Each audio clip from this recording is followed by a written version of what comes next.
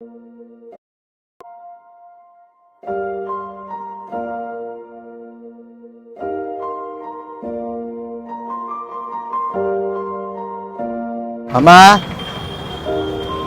బాగున్నావా? ఎండలో బాగా కష్టపడుతున్నావు. నాకు కూరగాయలు తీసుకుంటానులే.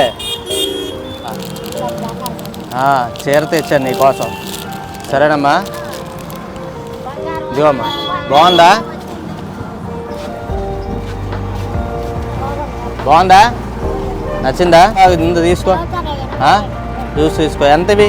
5 వాటాలు లేవు. చాలు.